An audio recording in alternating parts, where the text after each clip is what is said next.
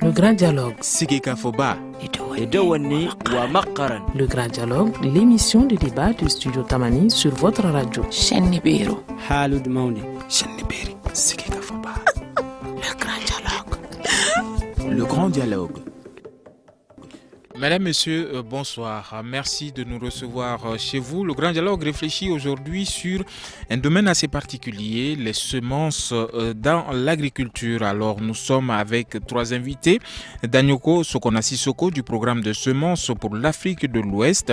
Draman Diabaté de l'Union des sociétés et coopératives de Djedougou, c'est à Douila. Soumaïla Maïga de l'association semencière du Mali. Madame, merci.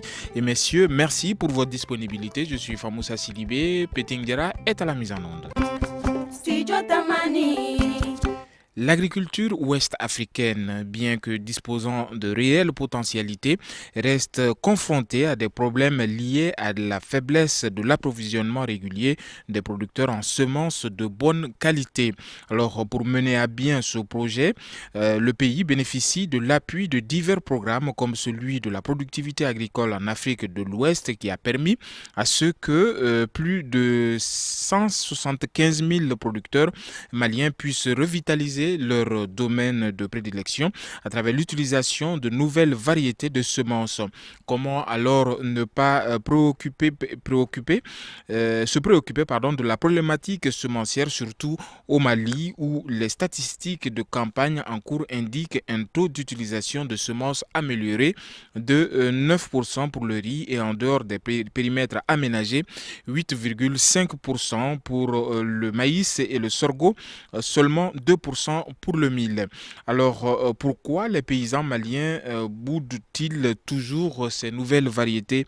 Nous allons voir avec vous, madame, pour entamer cette émission. Madame Danyoko Sokonasisoko du programme de semences pour l'Afrique de l'Ouest. Pourquoi les paysans maliens boudent les variétés étrangères ou nouvelles? Merci beaucoup. Je voudrais d'abord remercier le studio Tamani pour l'initiative. Tout d'abord, il ne s'agit pas des variétés étrangères uniquement. Quand on parle de semences améliorées, ça peut être les semences améliorées des variétés qui sont déjà adaptées localement, que les paysans connaissent bien. Et ça peut être aussi les semences améliorées des variétés qui sont, qu'on peut dire, exotiques, qui viennent de d'autres localités. Donc ça peut être l'un ou ça peut être tout comme ça peut être l'autre. Bon, dire que les paysans boudent, ça c'est une façon de parler. Mais les faibles taux d'utilisation des semences améliorées, il y a plusieurs raisons. Une de ces raisons, c'est le problème d'accessibilité. Bon, souvent, les producteurs ne sont pas au courant que telle ou telle variété améliorée existe par rapport à ce qu'il a l'habitude de cultiver chez lui. Et s'ils savent que ça existe, comment obtenir la variété, c'est un problème aussi. Et souvent aussi, ils peuvent savoir que ça existe et la semence n'est pas là. La disponibilité pose problème. Voilà, la semence n'est pas là ou n'est pas là en quantité suffisante. D'accord. Donc, ou bien ça peut être aussi le coût élevé des semences améliorées par rapport à ce que le paysan... Parce que certaines variétés, le paysan, c'est lui-même, il peut prélever la semence pour semer.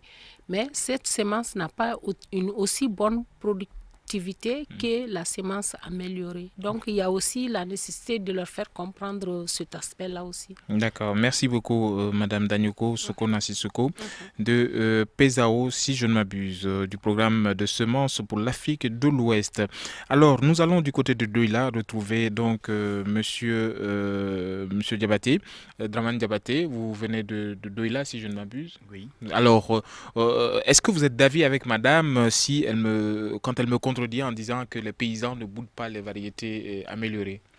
Oui, et je remercie d'abord Sijo Tamani d'avoir nous invités sur ce plateau. Et ce que madame a dit, c'est effectivement, nous ne boudons pas vraiment ces semences-là. On est là pour la productivité de ces producteurs puisse augmenter d'année en année. C'est une campagne de sensibilisation, d'amener ces producteurs vers ces semences améliorées. Il y a quand même une réticence des paysans. Non, ce n'est pas une réticence. Pourquoi alors ce faible taux d'utilisation? Bon, c'est une méconnaissance. Je veux dire que c'est une méconnaissance. C'est une méconnaissance des producteurs. Donc, avec le programme WASIP et WAS, qui est en train de faire une campagne de sensibilisation pour que les producteurs puissent amener vers ces semences-là. Parce que, par exemple, auparavant, avec les nouvelles variétés, les rendements étaient très bas. Mais aujourd'hui, avec les semences améliorées, les rendements ont passé de 700 kg jusqu'à 1 tonne 500, jusqu'à 2 tonnes 500. Donc, même cette année, le gouvernement, à travers le programme WASIP, vraiment ont donné beaucoup de semences améliorées pour que ces producteurs fassent face au changement climatique, pour que vraiment, avec les changements climatiques, les quantités de pluie sont en train de diminuer d'année en année. Donc, faire face à ces changements climatiques, à ces effets du changement climatique, il faut avec ces semences améliorées pour que vraiment leur production puisse augmenter d'année en année. D'accord. Merci beaucoup, Dramane Diabaté de l'Union des sociétés et coopératives donc, de Djedougou. C'est à Douila. Alors, Soumaïla Maïga, vous êtes de l'association semencière du Mali. Est-ce que le Mali a les moyens aujourd'hui de pouvoir rendre disponibles les semences améliorées dans tout le pays? Merci beaucoup. Moi, c'est M. Maïga Soumaïla.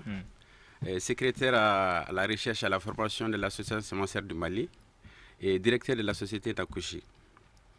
Je m'en veux tout d'abord vous faire un petit rappel qu'il ne peut pas avoir un développement économique et social sans un bon développement agricole dans nos pays africains. Ensuite, il ne peut pas avoir un bon développement de l'agriculture sans un bon système sémencier bien installé dans un pays.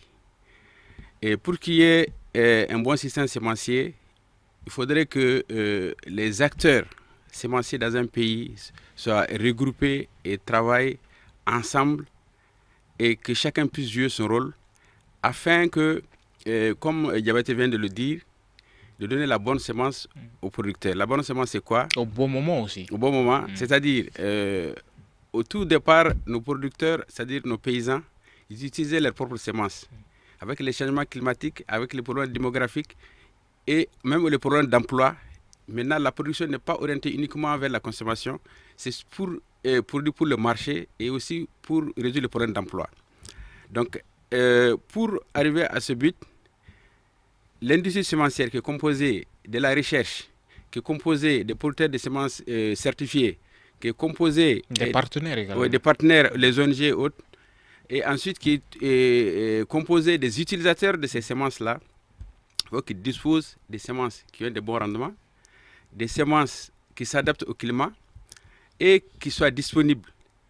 Et pour rejoindre M. Diabaté maintenant, quelle est la question que vous venez de me poser? Alors la question c'était, est-ce qu'aujourd'hui le Mali a les moyens de rendre disponibles ces semences à travers tout le pays? Justement, il y a beaucoup de contraintes. Et nous avons les structures. La recherche met au point des variétés qui s'adaptent plus ou moins. Les producteurs semenciers certifiés existent. Mais comme ce qu'on l'avait dit, il n'y avait pas une bonne adoption. Ces contraintes-là sont dues à plusieurs raisons. La première raison, c'est la disponibilité. Quand vous prenez le Mali, l'ensemble des semences certifiées tourne autour de 20 000 tonnes. Donc la demande réellement dépasse ça. Cela veut dire que la demande dépasse l'offre. L'offre, c'est-à-dire que les paysans continuent à utiliser les semences locales qui ne sont pas adaptées, qui n'ont pas beaucoup de productivité, beaucoup de rendement. Donc, si vous dites que le Mali a le potentiel, mais le Mali ne produit pas suffisamment de semences certifiées. D'accord. Voilà. Alors, depuis 2 jours, donc, votre structure, madame, sinon je dirais le programme de semences pour l'Afrique de l'Ouest parle beaucoup d'une plateforme numérique aujourd'hui. Est-ce que vous pouvez nous parler de cette plateforme? Et je me suis amusé à visiter donc ce site.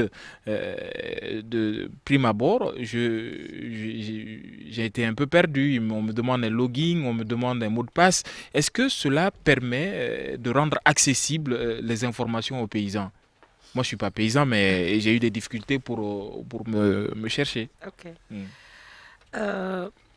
Comme vous l'avez si bien dit, je suis la spécialiste semences pour le Mali du programme sémencier pour l'Afrique de l'Ouest.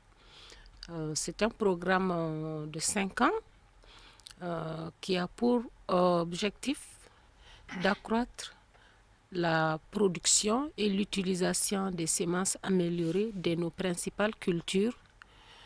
D'ici la fin des 5 ans, le programme souhaite amener le taux d'utilisation à 25%.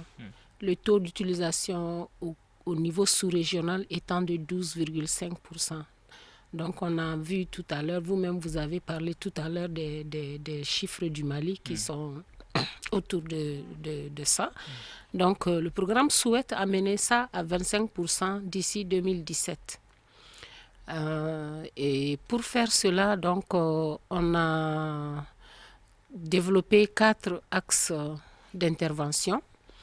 Et d'abord, je dois dire que ce programme, c'est un programme qui est financé par la mission de l'USAID pour l'Afrique de l'Ouest et qui est exécuté par le CORAF WECARD.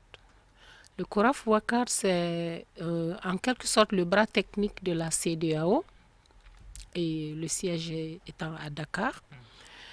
Et justement, le CORAF WECARD, avec l'appui de ses partenaires nationaux, dans le cas du Mali, c'est notamment le Comité national de la recherche agricole, le CNRA. Alors, tout ça est visible sur le site, mais moi, je voudrais que vous me parliez de cette plateforme. Ok, donc si vous voulez que j'aille directement à la plateforme, c'était pour un peu faciliter justement la réponse à la plateforme. Maintenant, la plateforme, effectivement, comme vous l'avez dit, pour pouvoir utiliser, c'est un site. Et pour pouvoir l'utiliser, il y a lieu quand même d'avoir certaines connaissances de base. Ça peut être en informatique, en éducation d'une manière générale. Donc, cela n'empêche que ça puisse être bénéfique pour les producteurs, que les producteurs puissent l'utiliser aussi. Parce que, comme vous venez de le voir, les producteurs sont organisés en coopérative, en union ou fédération. Et justement, Diabaté qui est là est le représentant ici d'une de ces unions, qui est l'USCPMD, qui est basée dans le cercle de Douala, plus précisément à Djedgou. Donc, par exemple, lui, il peut le faire. Donc, c'est il lui a un login, il a un mot de passe. Bon, comme le logiciel, il a un accès, si on peut comme dire. le site est en phase d'alimentation, il a été élaboré. On vient de faire le lancement hier tout près au Mali. Maintenant, on a identifié des points focaux au Mali. Ce sont les points focaux qui vont avoir les logins, les codes d'accès et les mots de passe pour entrer, effectuer les changements. Vous pouvez vous enregistrer ou enregistrer d'autres personnes, mais il appartient au service officiel de contrôle et de certification des semences de valider ce que l'utilisateur va mettre comme information. Alors, c'est quel genre d'information? Bon, d'abord, c'est le réseau des producteurs de semences. Donc, c'est un site de stockage alors d'informations. C'est un site de stockage d'informations. Et d'échange d'informations. Voilà. Donc, tout d'abord, l'enregistrement de tous les producteurs. Pas seulement au Mali. Ça met en réseau tous les Ouest-Africains, en fait, qui interviennent dans le domaine des semences. Et cela comprend non seulement les sélectionnaires, la recherche, les gens qui créent les variétés améliorées, cela comprend aussi les vulgarisateurs, cela comprend les ONG, cela comprend les producteurs, cela comprend les entreprises semencières et aussi les producteurs et les agriculteurs, ceux qui sont en fait les vrais consommateurs des semences. D'accord. Donc l'accès, il est là. Un autre moyen pour les producteurs aussi de bénéficier des bienfaits de cet outil, ça c'est les SMS. Par exemple, utilisateur. Arrêtons-nous là un moment, nous allons observer une pause et vous allez développer cette question des SMS. Je sens que ça va intéresser beaucoup de monde. Une pause et nous nous retrouverons. Vous écoutez Studio Tamani, votre avis nous intéresse. Écrivez vos commentaires et suggestions sur la page Facebook et dialoguez avec nous. Studio Tamani, c'est aussi les réseaux sociaux. Studio Tamani réfléchit aujourd'hui sur l'agriculture et particulièrement les semences améliorées et disponibles donc au Mali avec cette nouvelle plateforme d'échange du programme de semences pour l'Afrique de l'Ouest, représentée ici par Madame Danyoko Sokona Sissoko. Et nous avons également Draman Diabaté de l'Union des sociétés et coopératives de Djedougou, c'est à Douila, et Soumaïla Maïga de l'association semencière du Mali. Alors une plateforme élaborée donc par le programme et qui rend accessibles certaines informations et rend également possible des échanges d'informations entre le Mali et d'autres pays de la sous-région. Alors Madame parlait également d'un système d'SMS. Je sens que ça va intéresser beaucoup de paysans qui ont donc aujourd'hui qui utilisent fortement le téléphone portable. Alors Madame, vous étiez en train d'expliquer cette question des SMS. Allez-y. Merci. Comme je le disais, le producteur peut bénéficier de cet outil de plusieurs façons. Par exemple, à travers leur structure d'encadrement, qui a généralement quelqu'un instruit, un point focal, quelqu'un instruit qui est devant eux, qui les guide. Tout ce qui est aspect technique, aspect secrétariat, aspect comptabilité, ils ont souvent des personnes éduquées, voilà, des personnes ressources pour cela. Donc, ça, c'est un créneau pour qu'ils puissent être intégrés dans l'utilisation de cet outil. Un autre créneau, très concrètement, sur cette question des SMS, qu'est-ce qu'un paysan peut faire, par exemple, ou bien peut avoir comme information s'il se demande à quand est-ce que je dois faire les semis, à quand est-ce que, voilà, tout ceci se met en place. Ça, c'est un portail pour l'échange d'informations. Maintenant, si le producteur, c'est un producteur de semences, il a son stock. Souvent, les producteurs sont confrontés à ce problème-là. Ils ont des stocks, ils ne savent pas comment les vendre. Chaque année, ils produisent et après, la semence reste. Et c'est quelque chose qui est périssable. Ils ont ce problème-là. Donc ça leur donne une opportunité. S'ils sont enregistrés dans le système, un producteur, un utilisateur, par exemple, ça peut être au Sénégal, peut visiter le site et voir que tel producteur au Mali, par exemple, à Douila, possède telle variété et telle quantité à tel prix. Donc, il peut tout de suite placer une offre d'achat. Et c'est cette offre d'achat que le producteur va recevoir sur son téléphone portable. On commence à mieux comprendre maintenant. Voilà. Alors, en quoi est-ce que cette plateforme, cet outil-là est profitable aux paysans, Soumaïla Draman Diabaté? Une fois, je vous remercie. Et je suis très content par rapport à cette plateforme-là. Ça va résoudre deux grands problèmes chez nous, chez nous les producteurs. Le problème de mise en relation entre d'autres structures qui sont là qui sont prêts pour acheter et nous qui sont là pour vendre nos produits. Ensuite, deuxième point, c'est l'accès au marché. Troisième point, c'est l'accès à l'information à tout moment. Et ça nous permet de faire quand est-ce nous avons besoin de telle information et les réalisations, les quantités produites de semences. Chaque année, on produit des semences. Si ce n'est pas des projets ou bien si ce n'est pas des trucs, donc les restes des quantités là seront comment on va faire. Donc ça donc on aura l'information à qui des droits et aller sur ce plateforme là pour chercher des informations pour qu'on puisse aller qui a besoin de quoi, qui n'a pas besoin de quoi. Donc à quel prix, les réalisations et les semences certifiées, tous ces données-là seront enregistrées sur la plateforme. Donc c'est une base que les producteurs puissent aller puiser de l'information, qui a besoin des semences, qui a besoin de telle variété et quelle espèce. Donc à temps réel et à temps donné. Donc cette plateforme-là permet de résoudre un problème qui est le problème de l'accès au marché. Et on sache en réalité qui a besoin de quoi, qui n'a pas besoin de quoi. Merci beaucoup, Draman Diabaté. Alors, ce qui est dommage dans cet exercice, c'est que la majeure partie des intéressés de cette plateforme ne comprennent pas ce que nous disons et en langue, la langue dans laquelle nous le disons. Comment rendre tout ceci accessible aux populations, M. Maïga? Oui.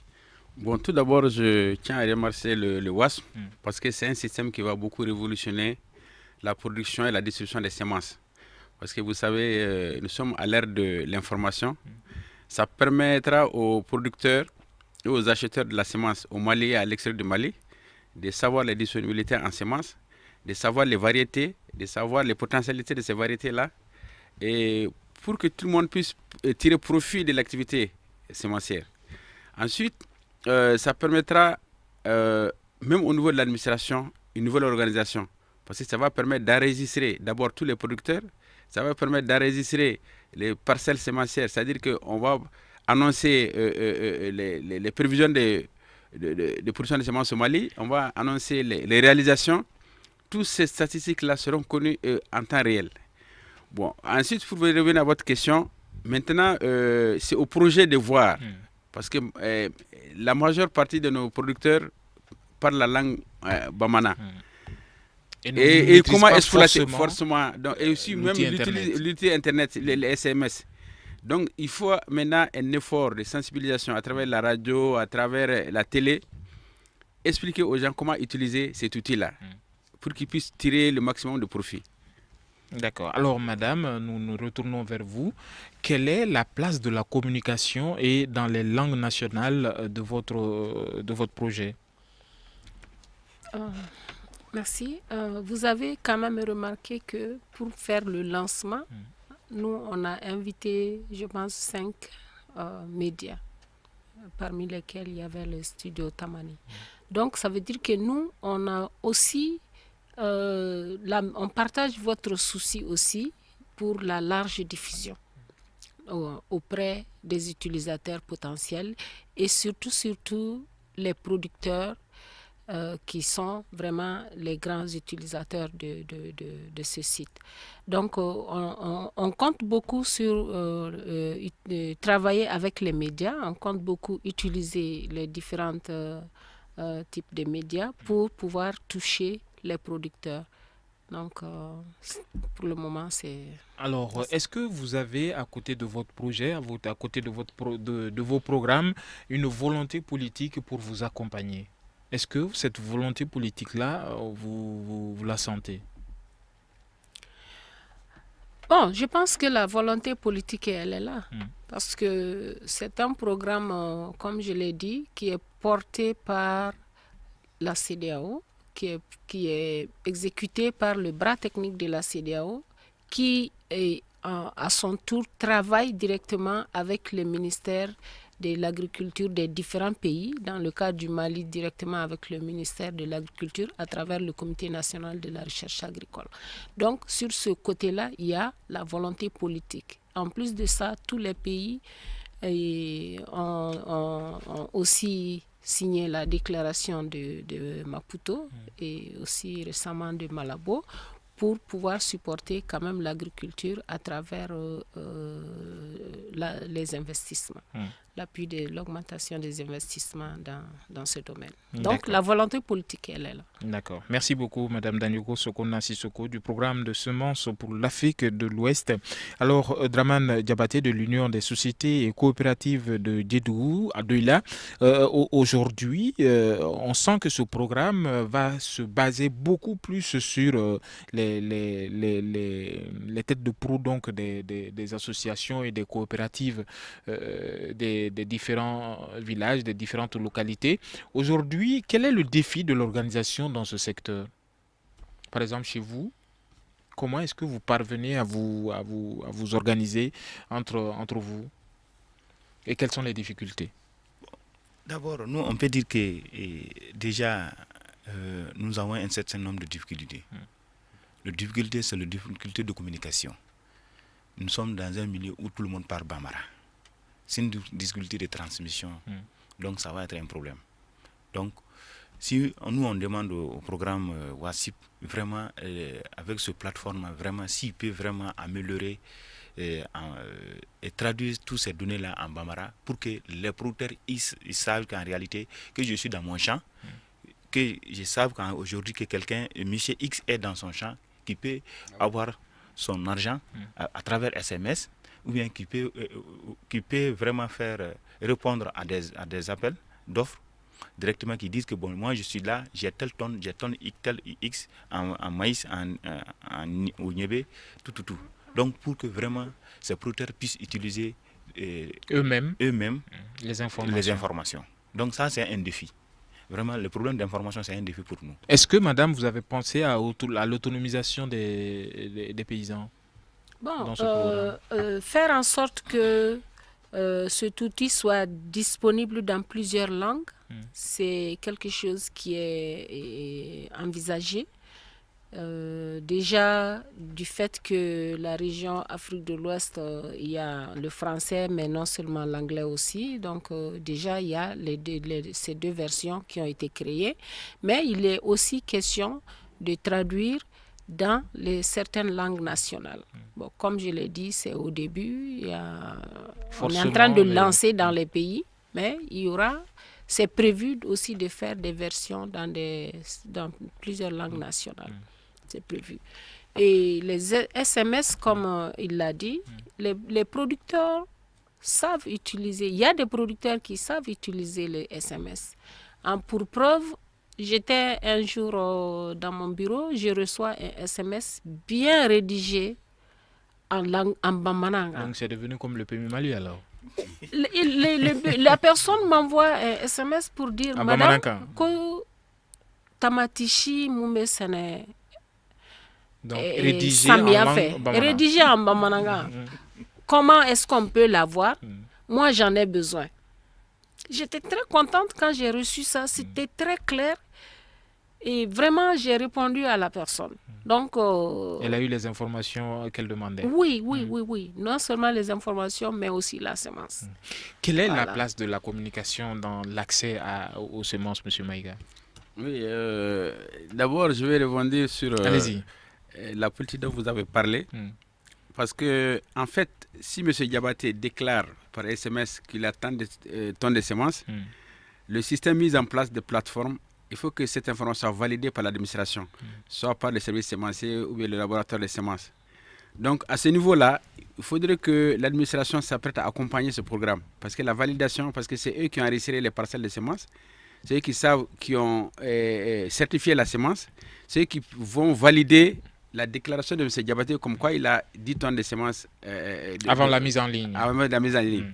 Donc si les gens qui doivent traiter cette information-là ne comprennent pas Bambara. Non, c'est l'administration, ils comprennent Bambara, mais il faudrait qu'ils aient le temps de valider à temps pour que les gens puissent disposer... Y avoir accès.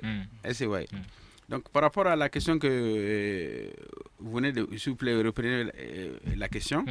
Je demandais comment est-ce qu'aujourd'hui, comme madame parlait tout à l'heure de traduction, on peut faciliter la traduction de ces informations et les rendre plus accessibles aux populations. Ça c'est incontournable. Il faudrait introduire la langue nationale compréhensible par le maximum de producteurs. C'est ça qui va faire le succès du programme. C'est vrai. Parce que s'ils ne maîtrisent pas la langue, ils ne peuvent pas bien communiquer. Donc, moi, je suppose que le programme a déjà pensé à ça et que pour rendre opérationnel, parce que, bon, évidemment, l'information va être exploitée par tout le monde, les Maliens, les Nigériens, les Burkinabés, mais pour un départ, ça va quand même concerner le marché national. Donc, les utilisateurs nationaux, si on communique à travers le Bambanaka, ça va donner beaucoup plus de succès. D'accord. Alors, nous allons observer une courte pause et nous nous retrouverons pour la suite de cette émission. Une réaction, un avis, un commentaire. Réagissez sur la page Facebook de Studio Tamani et restez connectés avec nous. Studio Tamani sur les réseaux sociaux pour vous faire entendre. Studio Tamani réfléchit aujourd'hui sur l'accessibilité, la question de l'accessibilité des semences et des questions, des informations y afférentes par rapport à son accessibilité aux populations. Alors nous sommes avec trois invités. Madame, on parlait de l'accessibilité. Aujourd'hui, on a trois régions qui sont dans la zone pratiquement toutes les interventions en termes dans beaucoup de domaines, notamment Tombouctou, Gao et Kidal.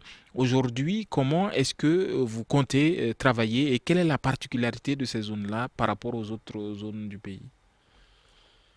Je pense que nous sommes en contact avec les acteurs parce que dans ces zones-là aussi, il y a des acteurs sémenciers. Il y a des utilisateurs, tout comme il y a des producteurs. Donc, nous sommes aussi en contact avec ces zones-là. Par exemple, le programme de productivité agricole en Afrique de l'Ouest a fait une large diffusion en début de campagne dans toutes les régions du Mali. Et je pense qu'il y a eu des distributions dans les régions du Nord, dans plusieurs cercles. Donc, c'est pour dire que malgré les difficultés, évidemment, comme vous l'avez dit, c'est la zone rouge, les difficultés, les conditions d'accès sont difficiles.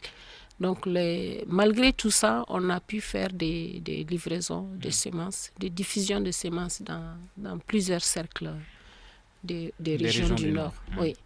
Alors, il y a peut-être une particularité que M. Maïga va nous dire. Pour un peu confirmer ce qu'il vient de dire, cette année, en début de campagne, au mois de mai-juin, le WASP a payé 1,4 milliard de semences sélectionnées qui a été distribuées dans toutes les régions du Mali, sauf Kidal.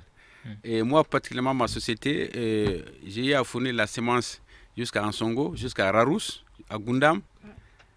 Les semences qui ont été achetées par le programme. Alors, beaucoup se demanderont peut-être, est-ce qu'il y a des espaces pour cultiver à Kidal? Pour ceux qui n'ont pas été, qu'est-ce que vous leur répondez? Bon, tout d'abord, on peut faire l'agriculture sur toute l'étendue du territoire malien. Seulement, les spéculations diffèrent. Par exemple, quand vous faites la pomme de terre à Kidal, vous avez plus de rendement qu'à Bamako. Les gens cultivent la pomme de terre, les gens ils cultivent la tomate, les gens un peu, voire Tombouctou, n'en parlons pas. Après sur Nyono, le lac. Oui, après Nyono, en culture de riz, Tombouctou vient en deuxième position. Avec le riz flottant.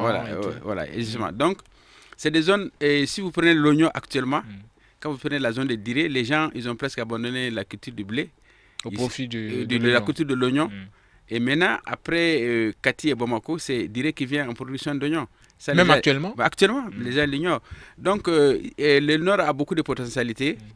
Malgré la crise, les gens continuent à produire avec l'appui justement des projets et programmes. Les projets et programmes n'ont pas baissé les bras. Le WAS, la FAO, le CICR, etc. appuient les populations appuyer pour la production. Et donc, ils font appel aux associations et aux groupements des coopératives pour s'approvisionner en semences et distribuer dans ces zones-là.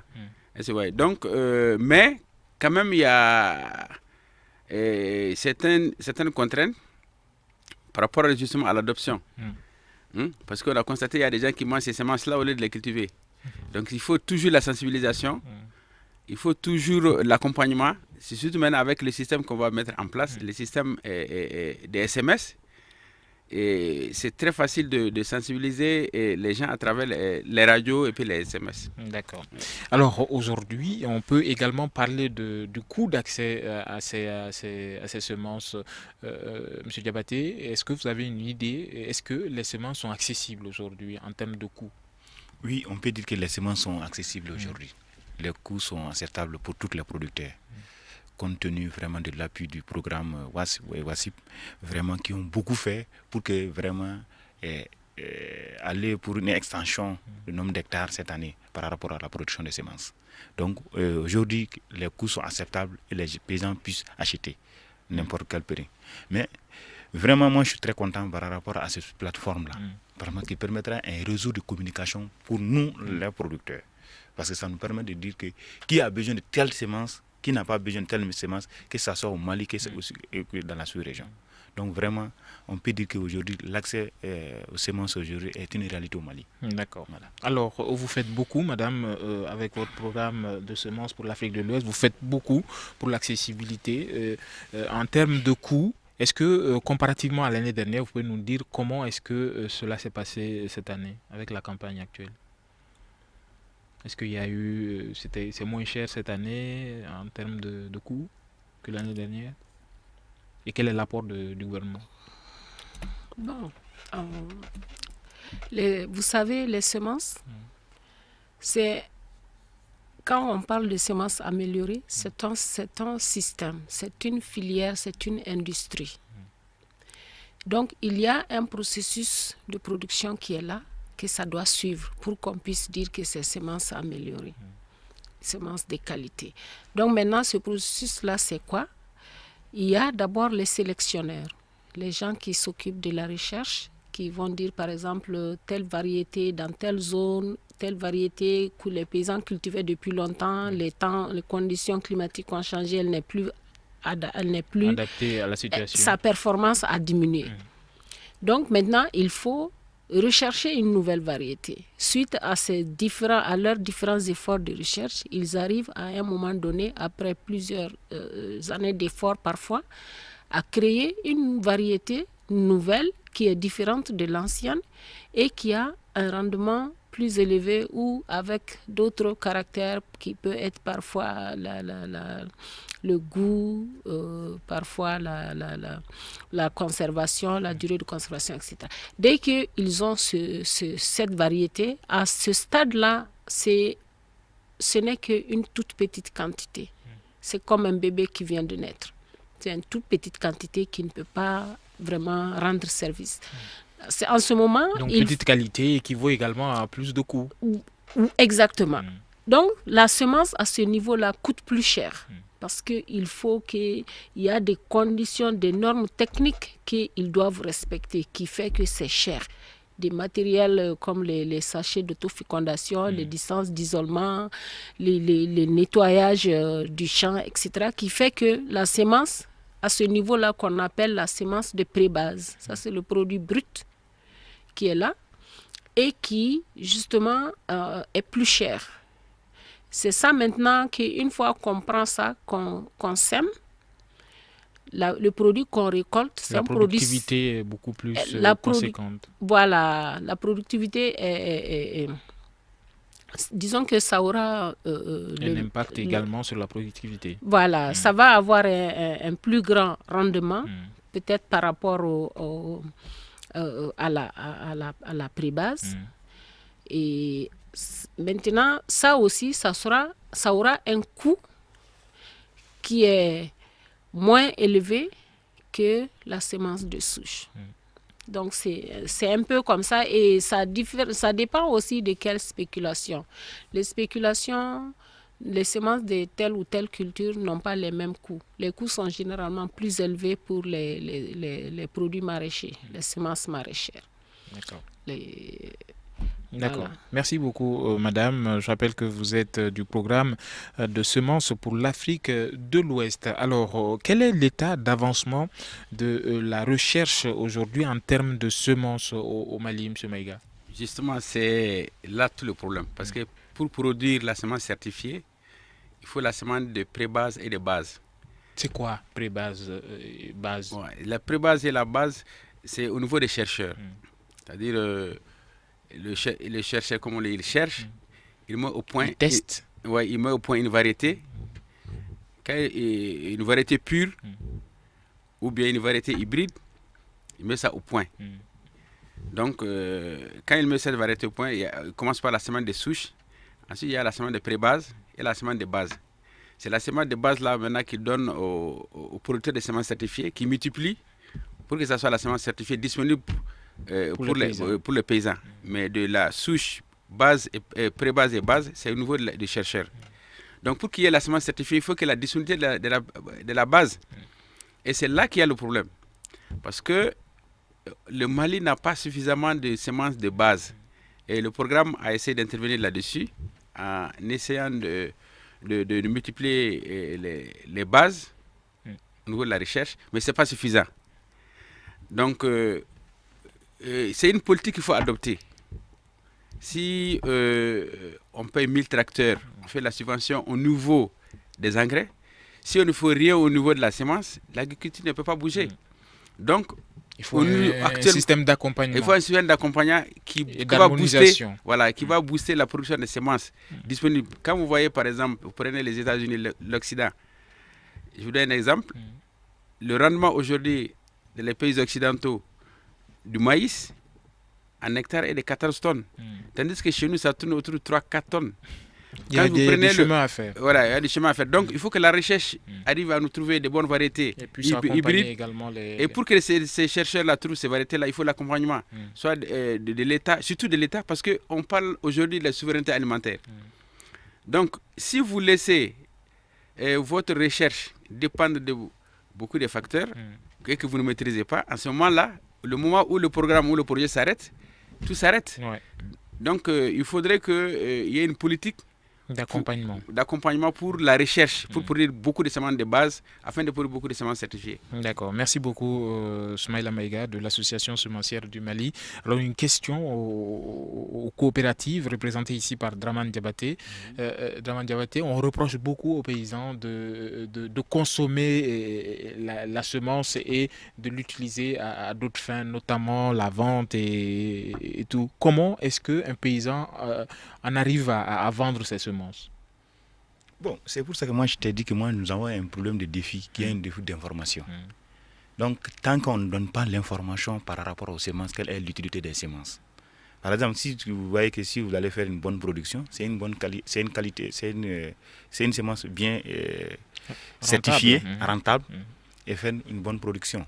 Il faut vraiment sensibiliser quelle est l'importance des semences au niveau de ces producteurs pour qu'ils puissent y réagir et de ne pas faire un tel acte. C'est très important. D'accord. Alors, madame, une dernière question, et la dernière question donc de cette émission. Comment est-ce qu'avec cette plateforme, vous comptez relever le défi de l'autosuffisance alimentaire au Mali?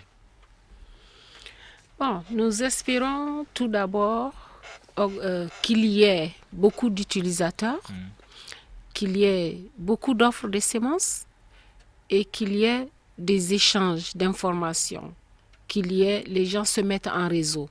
Une fois que les gens seront mis en réseau, déjà les producteurs sont là. Le potentiel est là en ce qui concerne l'espace de production, en ce qui concerne le matériel génétique amélioré, en ce qui concerne les acteurs qui sont les coopératives de production de semences. Donc, tous ces gens-là étant là, maintenant, l'outil WASIX étant là, maintenant, il faut que les gens se mettent au travail. Bon, moi, je vais, en ce qui concerne les producteurs. Rapidement. Voilà. Je pense qu'il faut que ces producteurs-là prennent conscience que la façon de faire les choses comme avant, là, ça ne peut pas suffire maintenant. Il faut évoluer vers les nouvelles approches, comme par exemple la plateforme. Et il faut pour cela qu'ils se mettent en rapport les uns avec les autres, qu'ils se mettent en rapport avec vraiment des personnes qui maîtrisent ces outils. S'ils ont parmi comme personnes ressources des gens qui peuvent les guider, et déjà les ONG, la DNA, tout ça, ils font ça, mais qu'eux-mêmes essayent vraiment de faire le maximum d'efforts. Donc en résumant un peu ce que vous dites, il faut aujourd'hui une harmonisation du secteur agricole et plus de fédération au niveau donc des villages et même des régions par rapport à cette question et mieux organiser donc les paysans entre eux pour une efficacité et peut-être atteindre l'autosuffisance alimentaire au Mali. Merci à vous messieurs, merci madame. Je rappelle que ce débat portait sur les semences améliorées et avec cette plateforme donc du programme de semences pour l'Afrique de l'Ouest, plateforme numérique pour les paysans et échange d'informations et bien d'autres services. Je suis Famoussa Sidibé, Peting Diarra était à la mise en onde, Gagny Kanté à la régie vidéo, Ousmane Diadje Touré a réalisé cette émission. Nous vous disons à demain pour un autre débat. Bonsoir.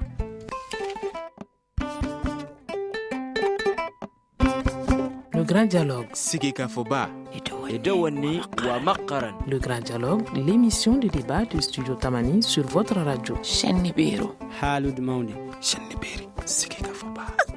Le Grand Dialogue. Le Grand Dialogue.